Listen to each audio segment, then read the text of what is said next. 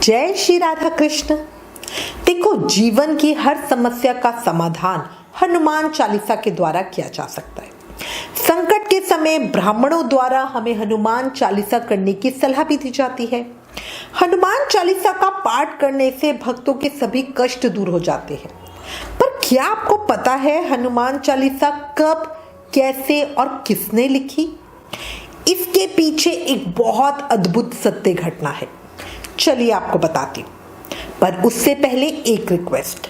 अगर चैनल पर नए हो तो चैनल अभी सब्सक्राइब करना, बेल आइकन जरूर दबाना ताकि न्यू वीडियो की जानकारी आपको मिलती रहे।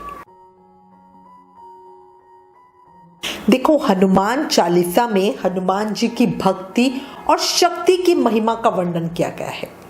हनुमान जी को सीता जी के द्वारा अमरता का वरदान मिला है।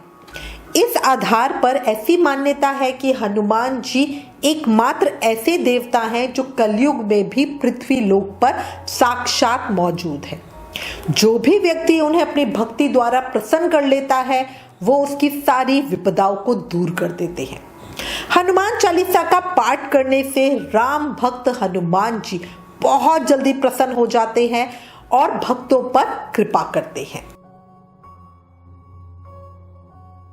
गोस्वामी तुलसीदास जी द्वारा रचित हनुमान चालीसा में भगवान हनुमान के बल, पराक्रम, शौर्य और चमत्कारी शक्तियों का वर्णन किया गया है।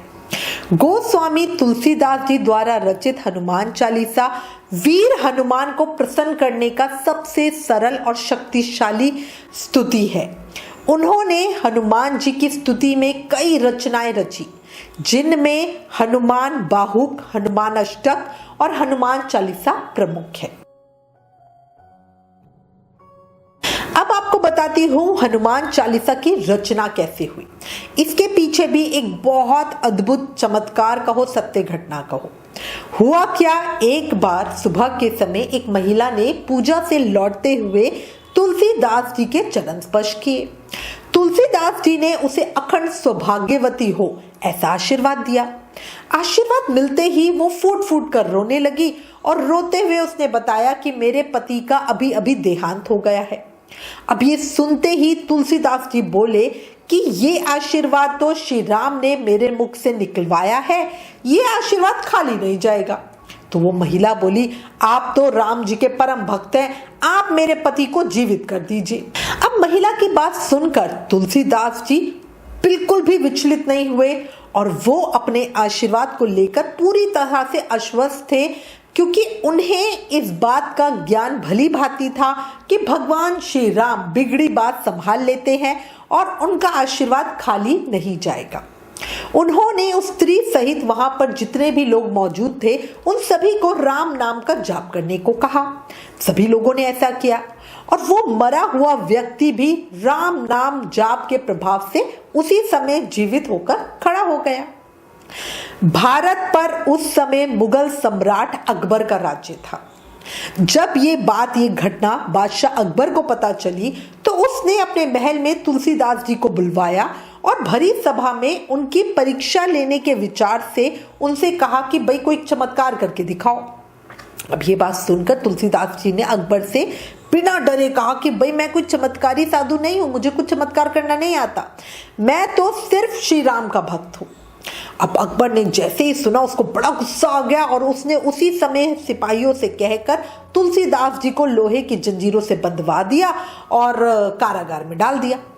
तुलसीदास जी ने कुछ भी रिएक्शन नहीं दिया। वो ऐसा नहीं कि डर गए, परेशान हो गए, नहीं, वो राम नाम का जाप करते हुए आराम से चलकर कारागार में चले गए। उन्होंने जेल में अपनी आस्था बनाए रखी और वहीं पर ही हनुमान चालीसा की रचना की। 40 दिन तक निरंतर हनुमान चालीसा का पाठ किया। 40वें दिन एक चमत्कार हुआ। हजारों बंदरों ने एक साथ अकबर के महल पर हमला बोल दिया। अचानक हुए इस हमले से सब बड़े घबरा गए, हैरान रह गए। अकबर एक समझदार राजा था, इसलिए उसे इसका कारण समझते देर नहीं लगी और अब उसे भक्ति की महिमा भी समझ में आ गई थी। उसने उसी समय तुलसीदास जी से क्षमा मांगकर उसे जेल से मुक्त किया और आदर सहित उन्हें विदा किया।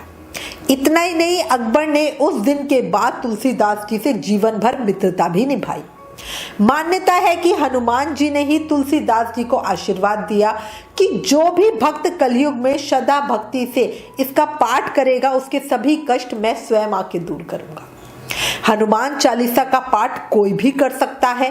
हनुमान चालीसा का पाठ करने से बहुत से फायदे भी होते हैं। कुछ लोगों को इसके चमत्कारी लाभों के बारे में नहीं पता, तो अब मैं आपको बताती हूँ हनुमान चालीसा का पाठ करने से क्या क्या फायदे होते हैं। हनुमान चालीसा का नियम से पाठ करने से साढ़े साती के प्रभाव को कम करने में बहुत मदद मिलती है।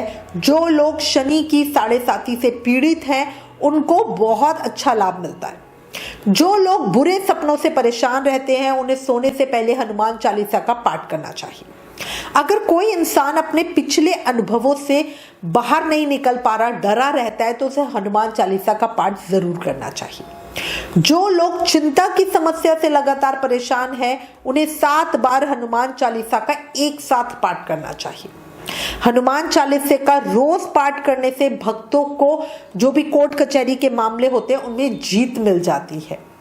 सफल यात्रा के लिए भी हनुमान चालीसा का पाठ करना बहुत शुभ माना गया है। किसी बड़े संकट में हनुमान चालीसा का पाठ बहुत कल्याणकारी माना गया है। इसीलिए बोल रही हूँ, नियम से हनुमान चालीसा का पाठ रोज करना चाहिए। इसके अलावा जो ऊपरी प्रभाव होता है, भूत प्रेत की शंकाएं होती हैं, उसके लिए भी आपने बालाजी महाराज का नाम सुना ही होगा, हनुमान जी का नाम सुना ही होगा, जो हमारे ऊपरी कष्ट भी हर लेते हैं। अब हनुमान जी के श्री चरणों में एक प्रार्थना। तेरी चौखट पर आना मेरा काम था मेरे हनुमान जी, मेरी बिगड़ी बनाना आपका काम है मेरे हनुमान जी। छोड़ दी कश्ती मैंने आपके सहारे मेरे हनुमान जी, अब किनारे लगाना आपका काम है मेरे हनुमान जी। बोलो सियावर रामचंद्र की जय, मेरे हनुमान जी की जय। जय श्री राम।